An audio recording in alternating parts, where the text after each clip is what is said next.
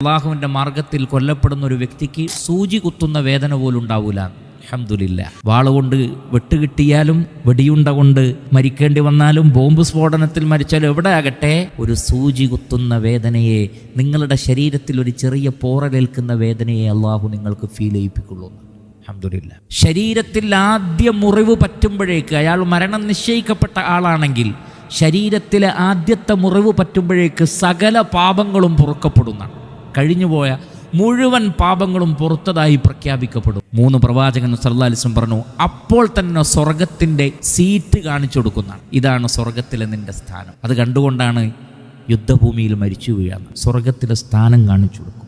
4, അപ്പോൾ തന്നെ പ്രഖ്യാപിക്കും 70 ഹൂറിലിങ്ങൾ ഭാര്യമാരായിട്ടുണ്ട്, 70 എണ്ണം. അപ്പോൾ പ്രഖ്യാപിക്കുന്നതാണ്. പിന്നെ വേറെ അധികരിച്ചത് വേറുണ്ട്, പക്ഷേ ആ സമയത്ത് കിട്ടുന്ന കാര്യമാണ് പറയുന്നത്. 70ഓളം എന്ന് പറഞ്ഞാൽ